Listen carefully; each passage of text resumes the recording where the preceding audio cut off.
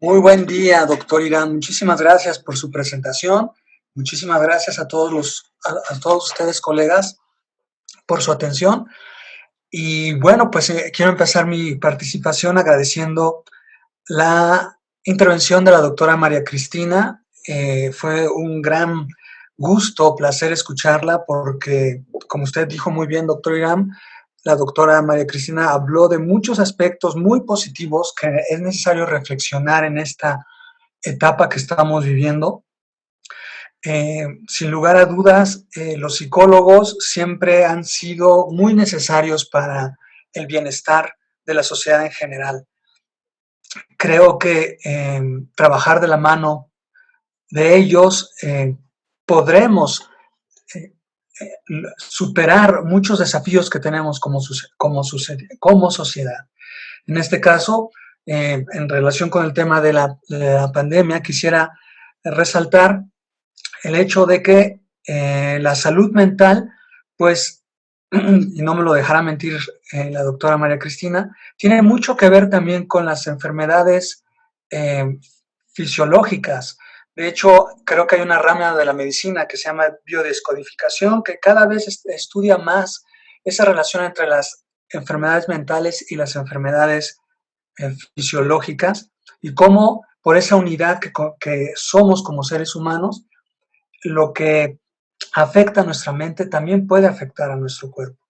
Entonces es muy importante, también como lo dijo en su momento el doctor Jorge Olvera, es muy importante también cuidar la salud mental, porque de no hacerlo así, eh, veremos con mayor frecuencia cómo la sociedad en general desarrolla otro tipo de enfermedades más serias, más eh, fisiológicas, como eh, el cáncer, etcétera, que precisamente, según los expertos, pues tiene una íntima relación con la cuestión mental.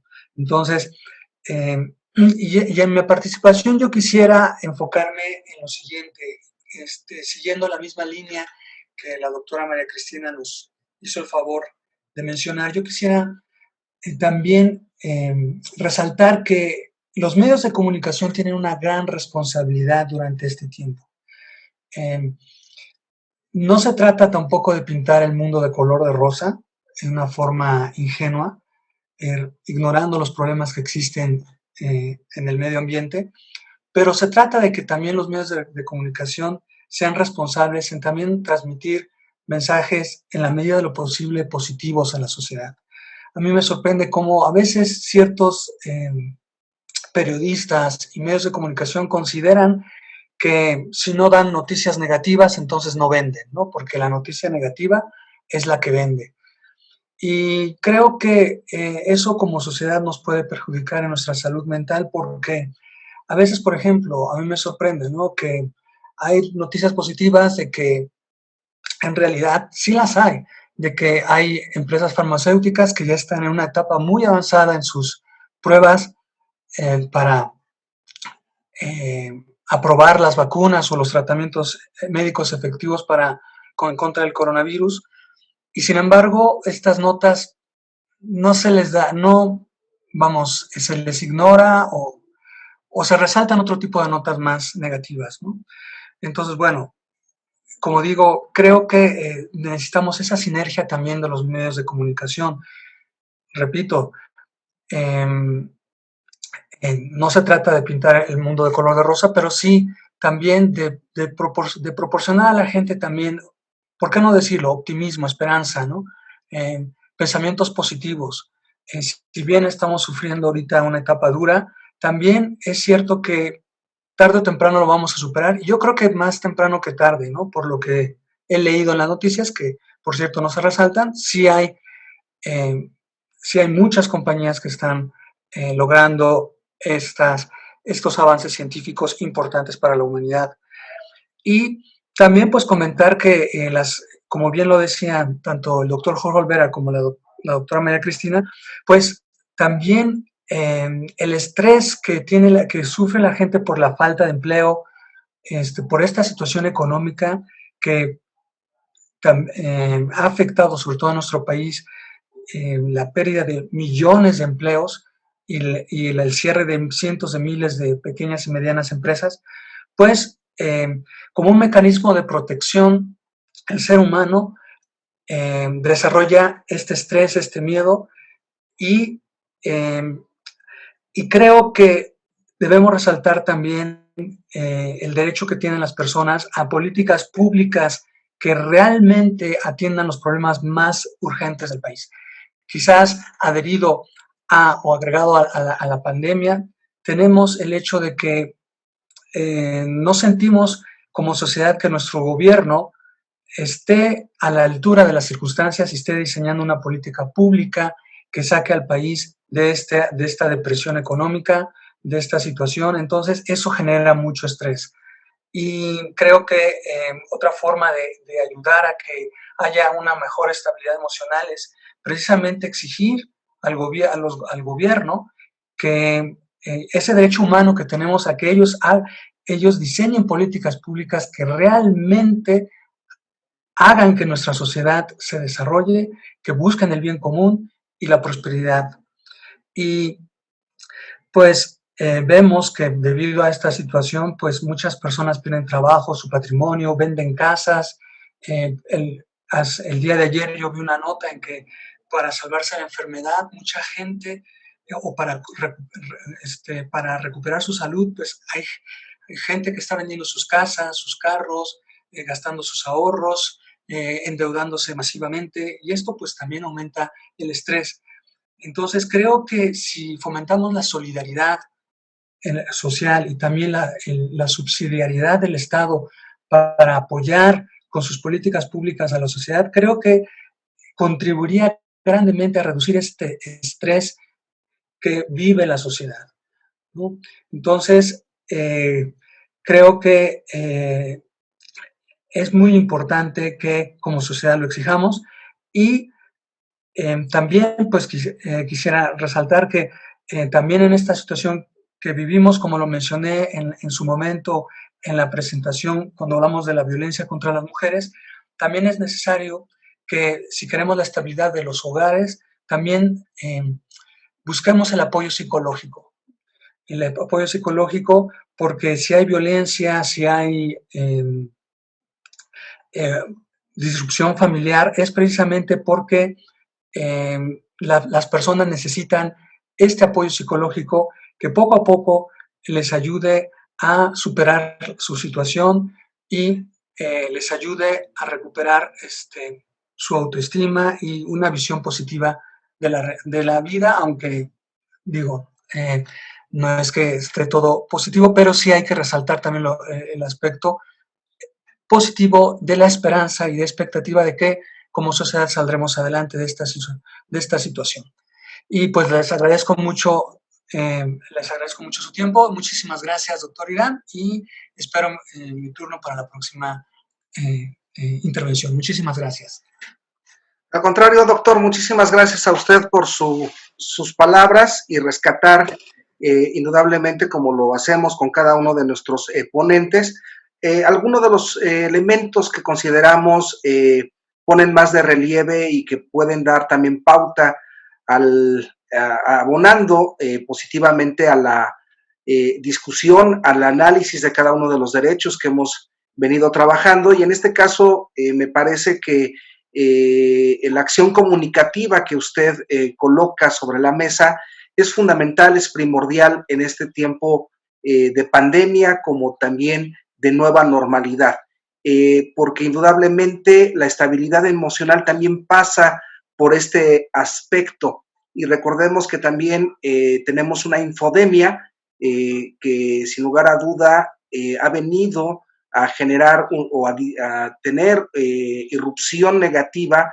en la vida de las personas con medicamentos milagrosos, con una serie de noticias que en algunas ocasiones son falsas y en algunos otros son tergiversadas de su real contexto, y que sin lugar a duda genera desinformación en la sociedad, y que indudablemente también desde el punto de vista científico es a los expertos a los que se les debe de hacer, y no al post que alguien compartió en una red social o la cadena comunicativa que desinforma a través de un mensaje de texto o una cadena a través de una plataforma de comunicación electrónica. Muchísimas gracias, estimado doctor.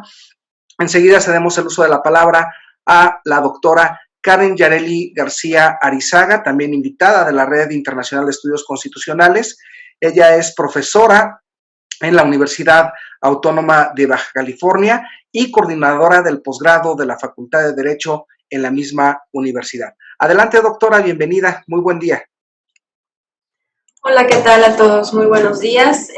Muchas gracias, doctor Irán, por la presentación y muy contenta de estar aquí otro martes más para compartir estas ideas en relación a este impacto que está teniendo la COVID-19 en los derechos humanos. Entonces, también quiero agradecer nuevamente, como lo he hecho en otras intervenciones, a la Red Internacional de Estudios Constitucionales y la Comisión de Derechos Humanos del Estado de México. Y bueno, justo me parece muy interesante que me toque ahora participar desde este momento en esta jornada de este seminario internacional, porque justamente yo partía en mis ideas que hoy pretendía compartirles de los estudios hechos por Abraham Maslow, tomándome una licencia, digamos, teórica, y apoyándome en los estudios de los expertos, me ponía a revisar un poco la literatura de los expertos del área y particularmente los expertos en la psicología. Así que me da muchísimo gusto haber escuchado a la doctora María Cristina hablar sobre esta pirámide antes que su servidora, porque lo dejó expuesto con suma claridad. Entonces yo quería partir de esto, y así lo voy a hacer, aprovechando la magnífica intervención de la doctora y de los compañeros que también me han antecedido, porque creo que esta pirámide que expone Abraham Maslow en este ejercicio donde él pretende jerarquizar las necesidades humanas, me resulta muy interesante partir desde las necesidades más básicas, como ya lo dijeron, fisiológicas básicas, luego subiendo a las necesidades de seguridad, arribando a las necesidades sociales, llegando, por supuesto, a las necesidades de autoestima y culminando con esta tan ansiada necesidad de autorrealización.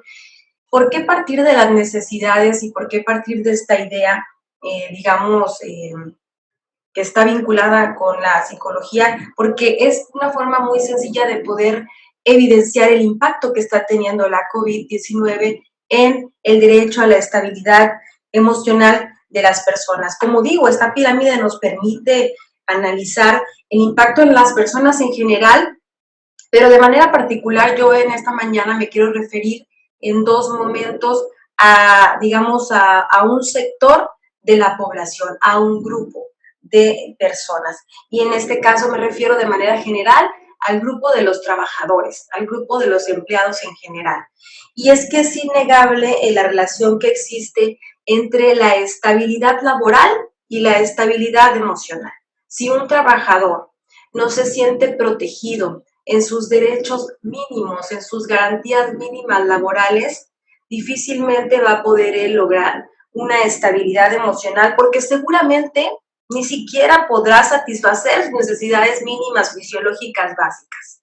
Y esto nos lleva a la idea que está desde luego en el texto constitucional, en nuestro sistema jurídico mexicano y en algunos otros, de que el trabajo debe de ser digno y debe de permitirle a la persona satisfacer sus necesidades más básicas, ya no digamos de alimentación, pero también de vestido, vivienda y demás. Y no solamente del trabajador, sino de su familia, dice la Constitución.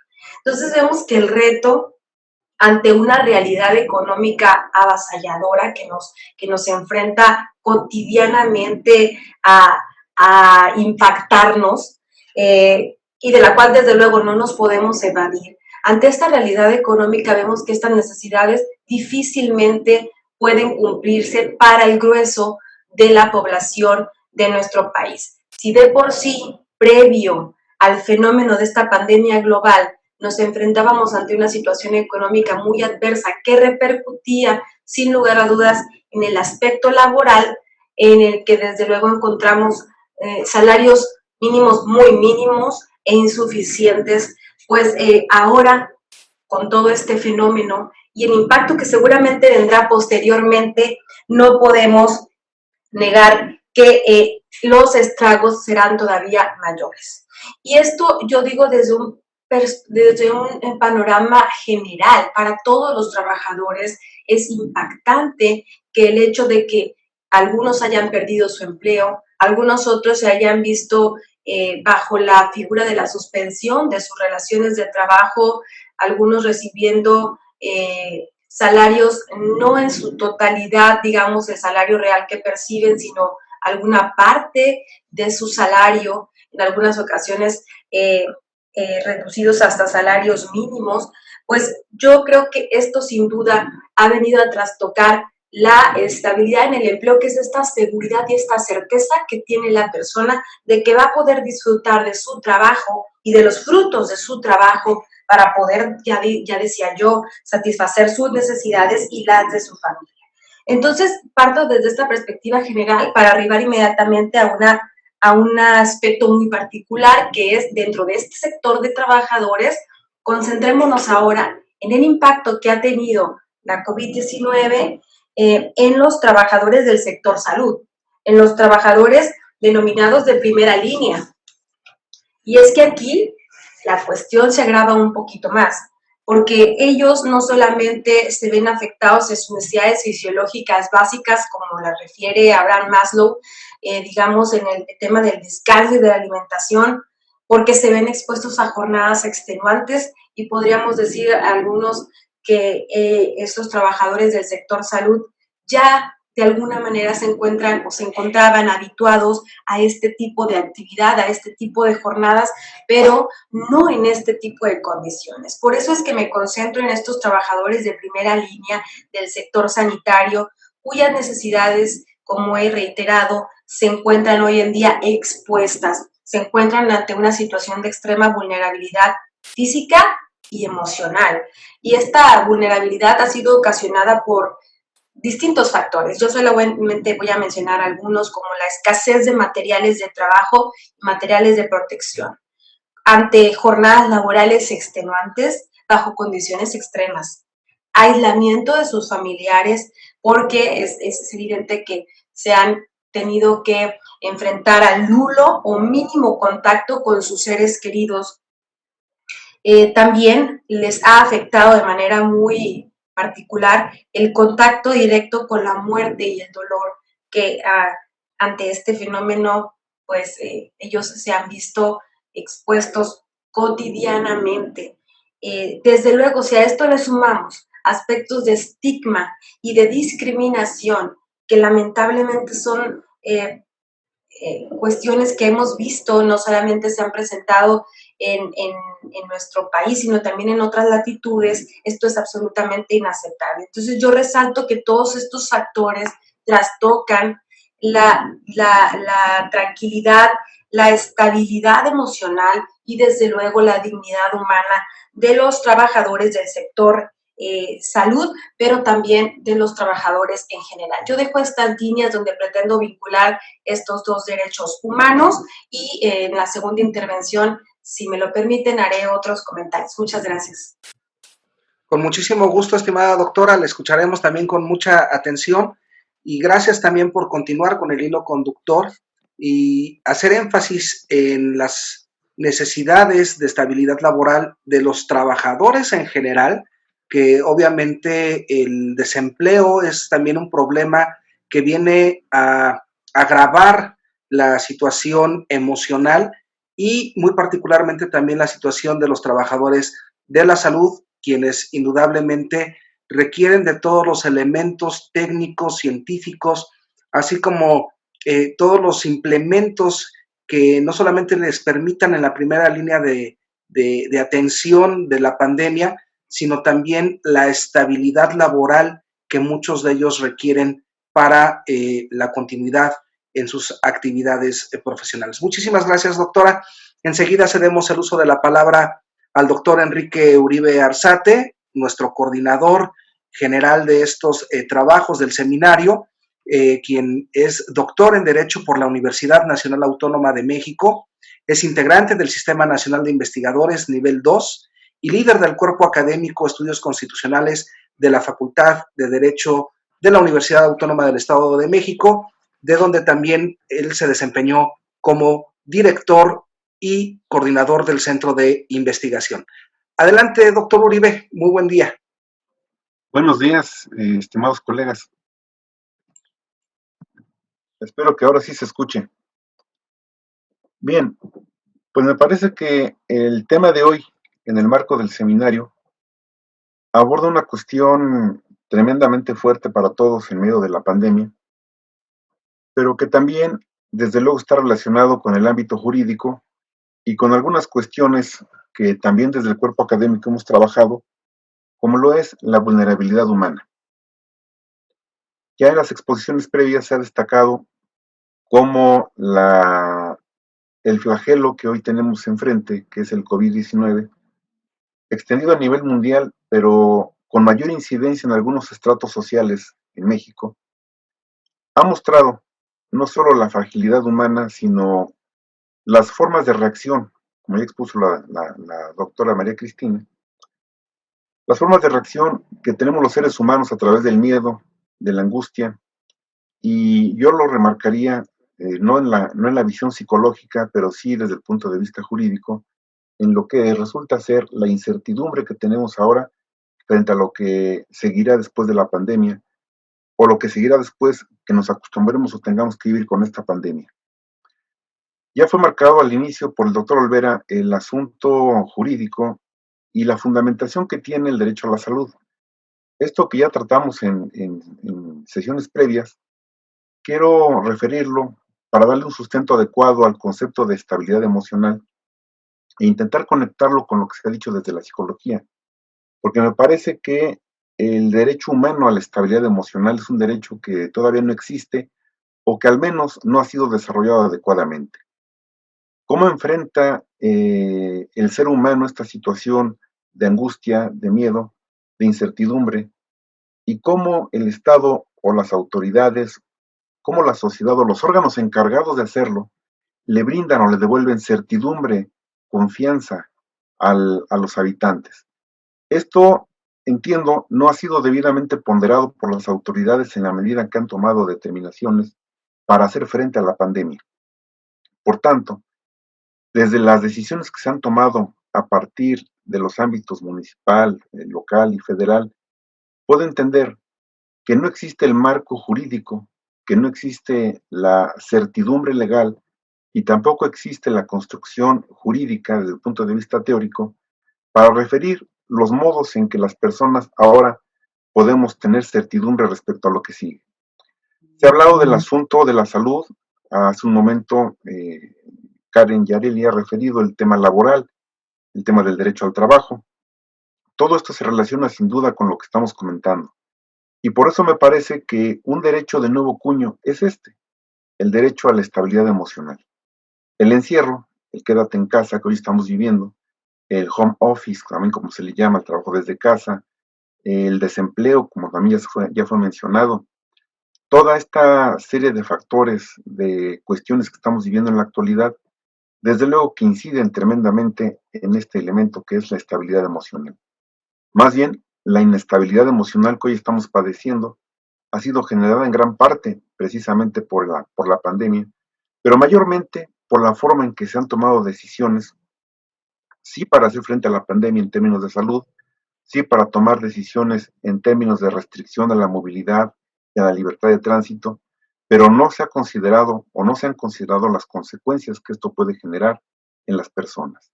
Y esto también ya fue mencionado, incide decisivamente en la integridad familiar, en este derecho humano a la familia, que también debe ser considerado en lo que aquí tratamos, y desde luego las manifestaciones, como lo comentó el doctor Olvera, que tienen que ver con un incremento en la violencia intrafamiliar.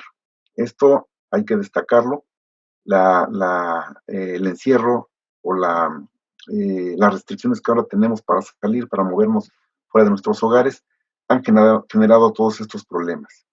Para ir cerrando, yo retomaré la idea de garantía que tenemos que trabajar desde el punto de vista jurídico para expresar los mecanismos de aseguramiento de cualquier derecho. Si tenemos que hablar de un nuevo derecho, que es este de la estabilidad emocional, una pregunta fundamental tiene que ver con cuál va a ser o cuáles van a ser los mecanismos de aseguramiento de ese derecho para volver a la certidumbre como seres humanos. Las garantías que hoy tenemos no alcanzan. Entonces, el derecho, lamentablemente, aquí me parece, tampoco alcanza a dar una respuesta adecuada a este fenómeno que estamos padeciendo. Y por eso me congratulo de la participación de la doctora María Cristina, psicóloga, y de los demás especialistas que puedan participar también para encontrar nuevas rutas y nuevas propuestas a este problema tan grave que hoy enfrentamos. El tema de la vulnerabilidad humana tiene que ser estudiado de manera transdisciplinar y por eso considero que es muy importante realizar estudios en los que el derecho, sí, por supuesto, intervenga porque regula la conducta humana en la sociedad, pero que también deban ser considerados otros factores para que los habitantes podamos vivir sin miedo, sin angustia y desde luego con alguna dosis de certidumbre en lo que sigue para el día de mañana. Aquí dejo mi participación. Muchísimas gracias.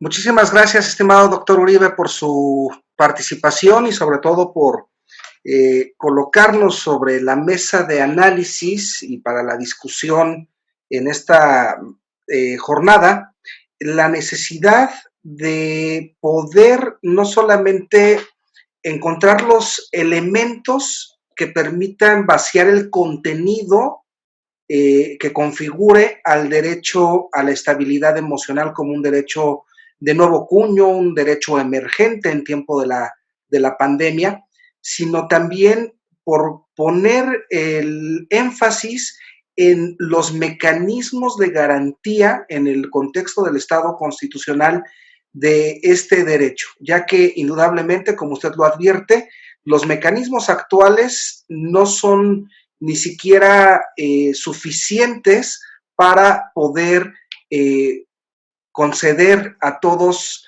los seres humanos la garantía a este derecho tan importantísimo. Gracias, doctor. Enseguida cedemos el uso de la palabra a la doctora Alejandra Flores Martínez, quien es doctora en Derecho por la Universidad de Zaragoza en España e integrante del Cuerpo Académico de Estudios Constitucionales de nuestra Facultad de Derecho. Adelante, doctora. Muy buena tarde.